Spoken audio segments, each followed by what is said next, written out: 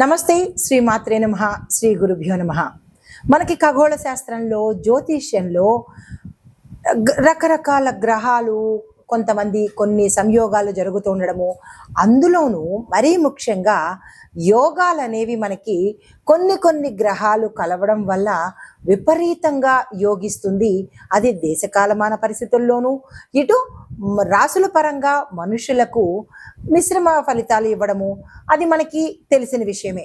అయితే ఇప్పుడు మనకి జూన్లో భాస్కర రాజయోగము అనేది అత్యంత యోగించే ఈ యోగము సూర్యుడు బుధుడు వల్ల, అంటే వీరిద్దరి యొక్క సంయోగం వల్ల జరిగే ఈ భాస్కర రాజయోగం అనేది అత్యంత అత్యుత్తమమైన రాజయోగము. అయితే ఈ రాజయోగము సూర్యుడు బుధుడు కలయిక వల్ల ఎలా ఏర్పడుతోందంటే, బుధుడు సూర్యుని కంటే 28 డిగ్రీలకు మించి దూరం వెళ్తారు. వాళ్ళిద్దరి డిస్టెన్స్ 28 డిగ్రీస్కి దూరంగా ఉండడం వల్ల ఈ రాజయోగం అనేది ఏర్పడుతోంది. అయితే దీనివల్ల మరొక విశేషం ఏంటంటే, బుధుడు సూర్యుడికి దగ్గరలో తిరిగే అవకాశం కూడా ఇక్కడ ఖగోళంలో ఏర్పడుతోంది. వీళ్ళిద్దరూ ఒకానొక సందర్భంలో ఈ తిరగడంలో మిథున రాశిలో కలుసుకోవడం వల్ల ఈ రాజయోగం అనేది ఏర్పడుతోంది. అయితే ఈ భాస్కర అంటే ఏంటంటే అత్యంత ప్రకాశవంతమైనది అనే అర్థం అనమాట. అయితే ఈ ప్రకాశవంతము, ఈ సాహసోపేతము, అంటే ఈ భాస్కర యోగము పట్టడం వల్ల ఇటు దేశానికి కానీ, లేదా అంటే ఒక వ్యక్తికి కానీ, ఒక సంస్థకు కానీ, లేదా అంటే ఒక సమాజానికి కానీ, ఎవరికి తీసుకున్నా సరే ఫలితాలు చాలా సాహసోపేతంగాను, తర్వాత ప్రతిభావంతమైన నిర్ణయాలు తీసుకోవడము, విజ్ఞానవంతమైన నిర్ణయాలు తీసుకోవడము, లేదా పనులు చేయడము, అంటే ఈ యొక్క ప్రభావము చాలా ఎక్కువగా మంచిగా కనపడము, దాంతోపాటు ఆర్థికాభివృద్ధి ఎక్కువగా కలిగే అవకాశాలు ఈ భాస్కర రాజయోగంలో కనబడుతోంది. అది ఎప్పుడు జరుగుతోంది అంటే కనుక జూన్ నెలలో జరగబోతోంది. అయితే ఇది ఎలా ఏర్పడుతుంది అనే సంశయము రావచ్చు. అయితే ఈ యోగం ఏర్పడడానికి ముందుగా సూర్యుడు బుధుడు ఒకే కంజంక్షన్లో ఉండాలి, అది మొదటి పాయింట్. తరువాత వీరిద్దరి మధ్య దృష్టి యొక్క సంబంధం కూడా ఒకే కోణంలో ఉండాలి. తరువాత ఈ ప్రధాన కంజంక్షను బుధుడు కంబస్ట్ అవ్వకూడదు. వీళ్ళిద్దరూ ఒకేలాగా ఉండాలి, కానీ అస్తంగతం మాత్రం అవ్వకుండా ఉంటేనే ఈ రాజయోగం యొక్క ఫలితాలు ఏర్పడతాయి. అయితే సూర్యుడికి సమీపంలో తక్కువ డిగ్రీస్లో కనుక ఉంటే ఆ ప్రభావము సూర్యుడిని బలహీనపరచకూడదన్నమాట. ఇన్ని కండిషన్స్ మీద మనకి ఈ భాస్కర రాజయోగం ఏర్పడబోతోంది. అయితే ఈ భాస్కర రాజయోగము యొక్క ప్రభావము మనకి జూన్ మొదటి వారం నుంచి, అంటే జూన్ మొదలైన దగ్గర నుంచి సూర్యుడు బుధుడు ఇద్దరు కలిసి కరెక్ట్ కోణంలో, కరెక్ట్ అంటే ఒకే పర్ఫెక్ట్గా వాళ్ళ యొక్క గ్రహ సంచారము మిథున రాశిలో జరగబోతోంది. అయితే దీని యొక్క ప్రభావము, ఈ యోగము యొక్క ప్రభావము 12 రాశుల మీద ఎలా ఉండబోతోంది అనేది ఒక అంశం అయితే, మరి దేశకాలమాన పరిస్థితుల్లోనూ రక్షణ, రాజకీయ, న్యాయ వ్యవస్థ, వాతావరణము, వ్యవసాయము, ఇలా ప్రతి ఒక్కటి మన అంశము మనకి ఉపయోగపడేదే కదా. కేవలము 12 రాశులకే కాకుండా నేను చెప్పేది ప్రత్యేకంగా దేశంలో ఎలా ఉండబోతోంది, వాతావరణ పరంగా ఎలా ఉండబోతోంది, మన రక్షణ వ్యవస్థలో ఎలా ఉండబోతోంది, న్యాయపరంగా ఎలా ఉండబోతోంది, అండ్ రాజకీయ పరంగా ఎలా ఉండబోతోంది అనే ఈ అంశాలన్నిటినీ కూడా మీ అందరికీ తెలియాలి.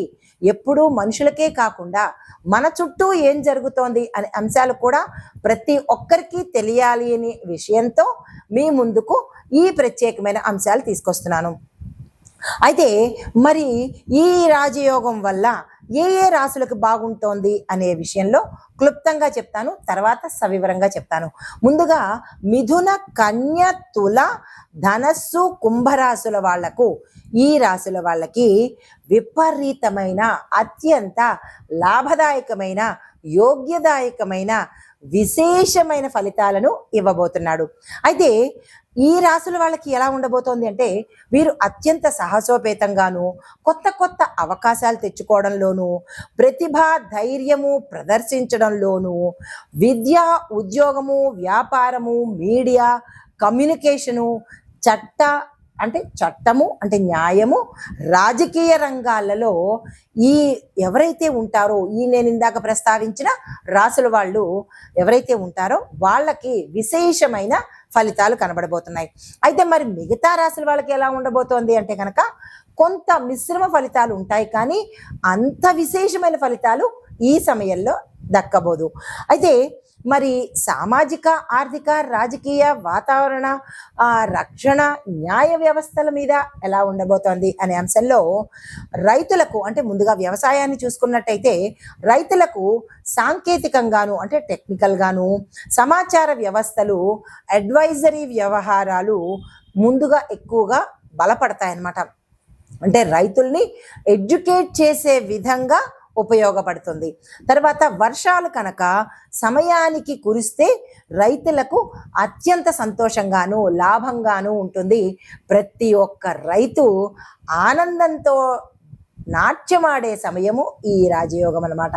అయితే తర్వాత మరి ఆర్థిక వ్యవస్థ ఎలా ఉంటుంది అంటే, కొత్త ఆవిష్కరణలు అంటే కొత్త కొత్త ఇన్వెన్షన్స్ ప్రవేశపెట్టడము, పెట్టుబడులతోనూ, స్టార్టప్ కంపెనీలకు, కమ్యూనికేషన్ రంగంలో ఉన్న సిచ్యుయేషన్స్ ఏవైతే ఉంటాయో వాటిలో ప్రొడక్టివిటీ గ్రోత్ అనేది కనబడుతుంది. తర్వాత ఎంఎస్ఎంఈ సంస్థలు, సాంకేతిక పరిశ్రమలు చాలా బలపడతాయి. తర్వాత సామాజిక వ్యవస్థ ఎలా ఉండబోతోందంటే, యువతలో అత్యంత సాహసము, ధైర్యము, శక్తి, ఆత్మవిశ్వాసాలు పెరుగుతాయి. విద్య, పరిశోధన, కమ్యూనికేషన్ రంగాలలో కొత్త కొత్త ఇన్వెన్షన్స్ కూడా రాబోతున్నాయి. అయితే మరి న్యాయ వ్యవస్థ ఎలా ఉండబోతోంది అంటే, కొత్త చట్టాలు మనకి పాలసీలుగా త్వరలో అమలు రాబోతున్నాయి. ఈ విషయాలు గుర్తుపెట్టుకోవాలి మీరు. అయితే ఇలాంటివన్నీ ఫ్యూచర్లో జరగబోయేవన్నీ మనకి ముందుగా తెలియచెప్పేదే జ్యోతిష్యం అండి. అందరూ అంటారు జ్యోతిష్యాన్ని నమ్మము అంటారు. కాదు, జ్యోతిష్యాన్ని నమ్మాలి. వాస్తవాలను మన కళ్ళకు కట్టినట్టుగా చెప్పేదే, ముందుగా జాగ్రత్త పడమని చెప్పేదే జ్యోతిష్యం అన్నమాట. అయితే మరి రాజకీయ వ్యవస్థ ఎలా ఉంటుంది అంటే కనుక, నాయకత్వంలో మన లీడర్స్లో దూకుడుతనము, కొత్త కొత్త విధానాలు కూడా ప్రవేశపెట్టబోతున్నారు. అయితే సోషల్ మీడియా, కమ్యూనికేషన్ రంగాలలో వివాదాలు, ప్రచారాలు కూడా ఎక్కువగా పెరుగుతాయంట. అంటే ఒకవైపు మంచి జరుగుతుంటే మరొక వైపు చెడు దుష్ప్రచారాలు కూడా జరిగే అవకాశాలు, కమ్యూనికేషను అంటే ఈ సోషల్ మీడియా, కమ్యూనికేషన్ రంగాలు మంచికి ఉపయోగించుకుంటే దేశం బాగుపడుతుంది, చెడుకు ఉపయోగించుకుంటే దేశం సర్వనాశనం అయిపోతుంది. కాబట్టి ప్రతి ఒక్కళ్ళు దేశ క్షేమం కోసం మాత్రమే పని చెయ్యాలి అనేది ఒక చిన్న రిక్వెస్ట్ అన్నమాట.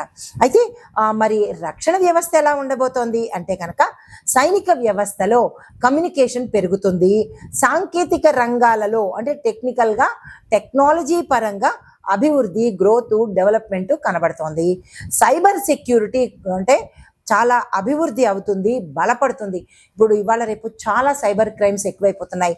దాన్ని కంట్రోల్ చేసి ప్రజలకు మంచి చేసే ఉద్దేశాలతో కొత్త కొత్త చట్టాలు కానీ, కొత్త కొత్త ప్రణాళికలు కానీ జరిగే అవకాశాలు ఈ భాస్కర రాజయోగంలో ఎక్కువగా కనబడుతోంది. అయితే కొన్ని ముఖ్య అంశాలు, చాలా ఇంపార్టెంట్ ఈవెంట్స్ నేను మీకు ఇప్పుడు చెప్పబోతున్నాను. భాస్కర ఈ రాజయోగం వల్ల ఇంటెలిజెన్సు, కమ్యూనికేషన్ స్కిల్స్, రచనా ప్రతిభ, న్యాయము, పాలిటిక్స్, టెక్నాలజీ ఈ రంగాలలో పెద్ద పెద్ద అవకాశాలు యువతకు వస్తాయన్నమాట. అంటే ఉద్యోగ అవకాశాలు కానీ, స్టార్టప్స్ పెట్టుకోవడం కానీ, ఈ దిశగా ఎవరైనా ప్రయత్నం చేస్తే కనుక మంచి ఆపర్చునిటీ వచ్చే అవకాశాలు ఎక్కువగా ఉన్నాయి. రెండో పాయింట్, మిథునము, కన్యా, తుల, ధనస్సు, కుంభరాశుల వారికి ఎక్కువగా గొప్ప గొప్ప అవకాశాలు వచ్చే దిశ కనపడుతోంది.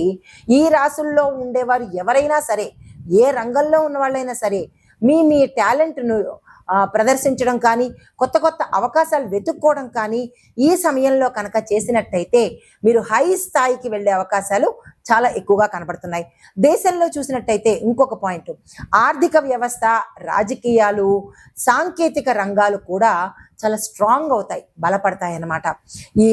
ఇవి మనకి ఈ భాస్కర రాజయోగం వల్ల జరగబోయే ముఖ్యమైన అంశాలు. నమస్తే. తదుపరి రాశి సింహరాశి. ఈ సింహరాశి వారికి సూర్యుడు మరియు బుధుడు ఈ మిథున రాశిలో సంచరించడం వల్ల ఈ రాశి వారికి 11వ ఇంట సంచారం జరుగుతోంది. ఒక్కొక్క రాశికి ఒక్కొక్క స్థానంలో వీరి యొక్క సంచారం ఉంటుంది. ప్రతి 12 రాశులకి ఒకే ఇంట్లో వీరి యొక్క సంచారం జరగదు. దీన్ని గుర్తుపెట్టుకోండి.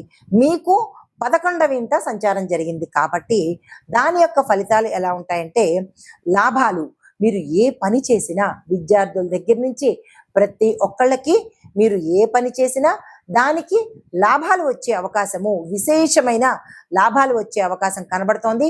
దానికి సంబంధించిన ప్రణాళికలు వేసుకోవడం కానీ, దానికి సంబంధించిన ఏవైనా ప్లాన్స్ కానీ, లేదంటే బ్యాక్ ఎండ్ వర్క్ చేసుకుని ముందుకు దిగే ప్రయత్నం చేసుకోండి.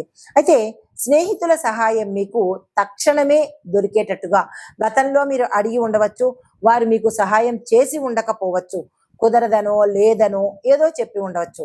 కానీ ఈ సమయంలో మీరు కనుక అడిగినట్టయితే వారు స్పందించి రెస్పాండ్ అయ్యి మీకు సహాయం చేసేందుకు ముందుకు వస్తారు. దీంతో పాటు ఎవరికైనా ఏదైనా ఆశయాలు, గోల్స్, మోటో ఉన్నట్టయితే కనుక అవి ఇప్పుడు తీరే అవకాశం కనబడుతోంది. దానికి సంబంధించినటువంటి ప్రయత్నాలు ఈ సమయంలో చేయండి. అంటే కొంతమందికి కొన్ని డ్రీమ్స్ ఉంటాయి.